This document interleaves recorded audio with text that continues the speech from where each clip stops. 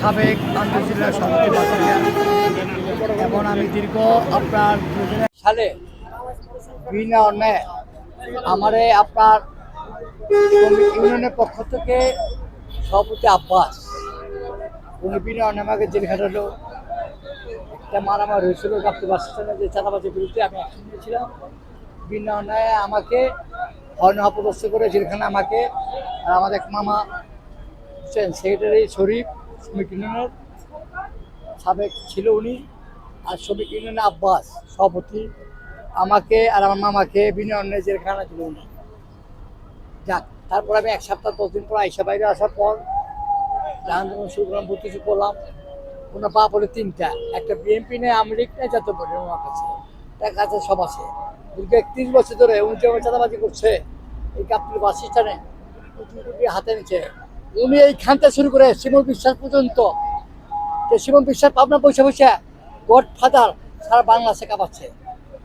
আপনার জানান আছে যার আন্তর্জেলায় যার মারে ছবিতে এমন কোনো ব্যক্তি নাই তোর কখনো বলে না যে আমি চুরি করছি। আমি যদি কোনো অপরাধ করি আমি স্বীকার করবো না যে আমি অপরাধ করছি। হ্যাঁ, আমার পক্ষে পাটা আছে ভাই, মোট একদিন হবে মাহি রমজানে কসম খায় বলছি, হয়তো 4 মান সাহেব চাঁদাবাজি মুক্ত করবে, আর নাহলে আমরা তার বিরুদ্ধে অ্যাকশন নেব। সেটা কথা। উনি আমাদের এমপি হয়েছে, ওনার কারণে আসলে 8 মাস ধরে আজকে মামলা আছে 40টা উনি না আসতো। একজন এমপি হিসেবে যে তিনি সরাসরি এখানে আসছেন, এগুলো তদারকি করছেন, ব্যাপারটি উনি যে আসছে এই পর্যন্ত আশাবাদ, উনি আশা দিয়ে যাচ্ছে আমাদেরকে। এই গাবতলী বাস স্ট্যান্ডে মিরপুরে আন্তর্জাতিক বাস স্ট্যান্ড গাবতলী এই পর্যন্ত আর কত এমপি ডিসাইজ আসে যায় না আমার। সেটা যে কার্যক্রম উনি বলছে উনি সঠিক কথা করতে পারে, ওনাকে ধন্যবাদ সেলু জানায়। আজকে আমার 370 জন কর্মী আছে ফেডারেশনের পক্ষ থেকে। দেখেন কাজ নাই, কিছু নাই, পুত্রে পড়া শ্রমিক। আজকে আমার বাপ সামনে কি দিয়েছে নির্বাচনে দিনে করছে কেউ আজকে যারা না খাওয়া তারা খাচ্ছে নোটটা। আর আমি সাথে দাওয়াত পাবো। দীর্ঘ 8 মাস আগে উনি এসে এইখানে মাঠের ভিতরে বক্তব্য দিয়ে গেছিল। 8 মাস আগে নির্বাচন হয় না ভাই, এখানে আসতে পারতেন উনি। গাবতলী বাস স্ট্যান্ড বলতে হবে। কে বলে ডিপজল এলাকা, কে বলে অমুক এলাকা, কেউ না। ডিপজলে কিছু ভাই, ডিপজলে ভালো না। মনোজিৎ জল 98-এ 98 সালে একবার গাবতলী বাস স্ট্যান্ড ট্রেনে নিয়েছিল। এরপর থেকে উনি ছেড়ে না। আমার একটা কথা বলছিল যে বাবা আমাদের বহুত আছে, খালি ঘুরাবে না, উনি আসে না কখনো। এই গাবতলী পারা যায় না। আপনার টাকা হিসাবে চলচ্চিত্র করছে, অন্যায় করলে খারাপ, ভালো অভিনয় করলে ভালো।